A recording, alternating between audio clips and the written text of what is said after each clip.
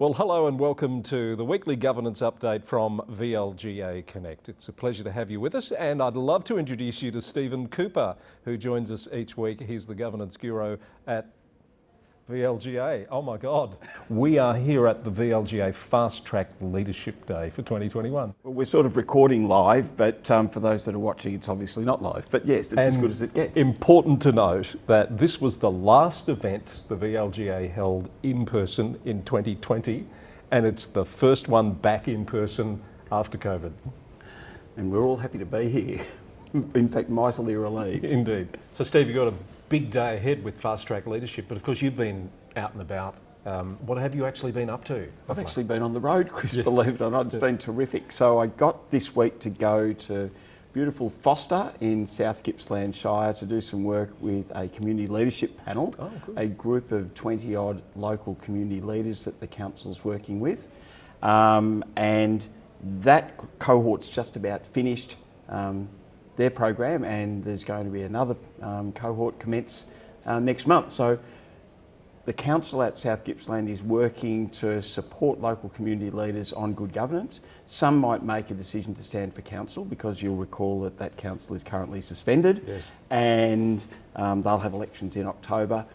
But some people might just decide that their leadership role is in the local community, and if we can support good governance, that's a good thing.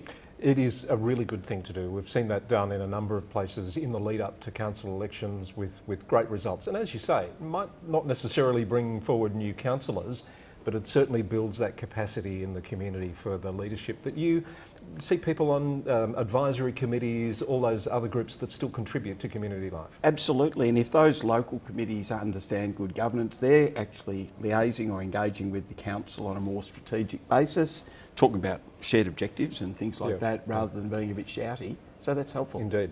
So we're doing this week's episode part-way through of jam-packed fast-track leadership day for 2021, and some highlights already in my view. I'd be interested to hear yours, but Minister Sean Lean opened the proceedings this morning, and I was taken by his willingness to field questions from all over the place from the councillors in the room. Oh, fabulous for the minister to spend probably 40 minutes fielding a Q&A from a diverse group of councillors, and they didn't hold back in terms of very respectfully asking some quite difficult questions. Yeah. What was your key takeaway, do you think, from that?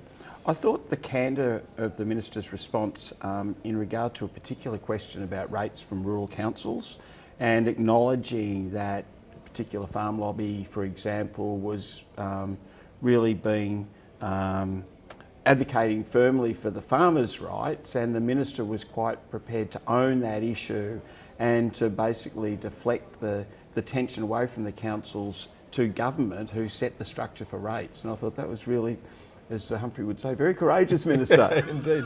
And I noticed he was also very positive in responding to a question about how we can in future remove some of the disincentives to people running for council in the first place. So the example was, the remuneration is pretty low, the time commitment is very high, and it did actually stop some people from proceeding with nominating for council last year. Yeah, and interesting talking about my trip to South Gippsland, because that in that particular community panel, the issue of councillor allowances was raised, and the comment was made in the panel, that panel, as it was again this morning, that this is potentially a disincentive to people, particularly those who economically are less able to stand for council, from actually standing. And remembering, we've got the Gender Equality Act being implemented, where we should be looking at barriers to entry for political life and for council services and so on. So it's a live topic. So when I say this next thing, I'm not being at all critical of previous local government ministers, but this minister is very clearly, genuinely interested in the sector, and it's great to see. You can see it too, and I think this topic of accountability washes through, Chris. So it's sort of interesting that the minister made a comment a couple of times this morning that he said, "I'm not an expert. You know your council business. I don't know that, but I can do my role as a minister without sort of necessarily making promises."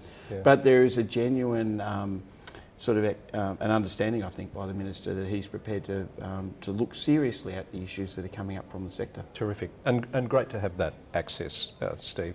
The panel this morning around leadership and the role of the Mayor was just brilliant.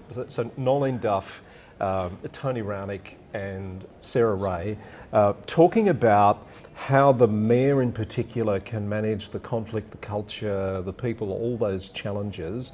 It was a pretty, and I know there was a Chatham House rules, so we can't talk in a lot of detail about the questions, but it was a pretty no-holds-barred conversation, I thought. Oh, absolutely. And I think on a day like today, you're always a bit confronted early on. It was like, wow, that example was very personal, and great group of councillors and some great questions. And what the panel started to unpack was those dysfunctional behaviours that we actually don't name as part of the culture of an organisation. And the really good thing about that particular panel, with Tony's experience as a lawyer and Mayor, Nolene, 19 years at Whitehorse, and her current experience at Casey, and the fact that Sarah is a preeminent conflict resolver, was that you had this nice diverse view that gave some really good strategies in terms of approaching the problem in a way that is not confrontational, and I think would have built a lot of self-awareness for people participating in the discussion. So Nolene Duff particularly outlined the role and the responsibility of the councillor to engage with the decision-making process, which I thought was really good. Chris, I felt a bit contrite at that stage because, and you may have done it too, I've made this sort of joke at times about that councillor that, that we all know that's walked into the council chamber pulling the agenda out of the envelope for the first time and thinking, oh no, they haven't read it. It's not a joke for me because I've seen it happen, Steve. So it actually has happened. Perhaps not so much these days. No, well, one would hope not. But I think the reminder I got from Nolene's comment, Chris, was that in fact it's so important that, as she described, if you've got a group of councillors making decisions because they've taken the trouble to inform themselves, then you would imagine they'll be more respectful of the reasons why other councillors might disagree, that at least the disagreeing opinion is well informed. Yes. And there's a much better chance of the whole council group owning the decision, compare and contrast with that circumstance where decisions are made for political reasons, possibly outside the chamber even, and not in accordance with the way that the council actually states that it should be operating. All right, so still to come at the time of recording, code of conduct discussions, and I know some of that was coming out in the panel discussion this morning, so that's going to be interesting. And you've got David Wolfe and some other very experienced people to participate We've got, there. as well as David, who we're rapt to have, we've got Peter Stevenson, who wrote the monitor reports into South Gippsland and going back a little bit further into Wangaratta Council, but has also been a mayor and councillor, and also Melissa Scadden from Justicia Lawyers, who is another rather expert dispute resolver. Indeed. Yeah. And your last panel is really about how to set yourself up for success as a councillor for the year ahead, or for the term ahead, I guess.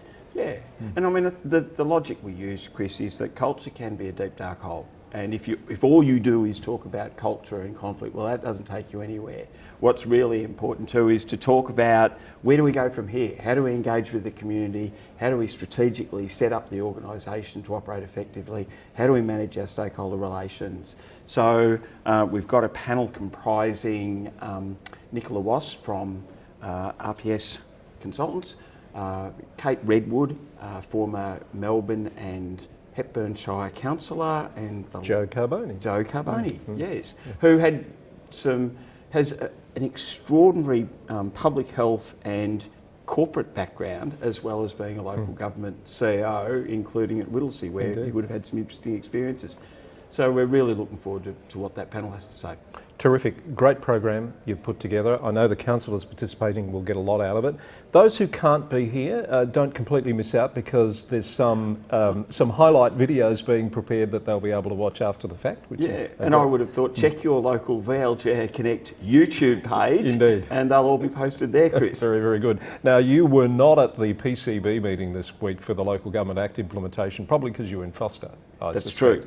But good to report that those implementation stages around code of conduct and community engagement policies have all been ticked off, Tick. which is great news, with the obvious exception of South Gippsland because they haven't gone to election yet. So well done there to everyone in the sector for getting those significant pieces of work done. I think you'll find that South Gippsland have done the pieces of work. So I know, in fact, I do know that the administrators as a council, have adopted both of those, the code of conduct and the policy, which is terrific.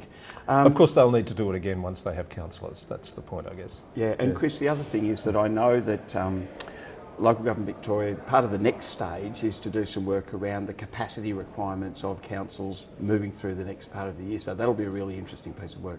Excellent.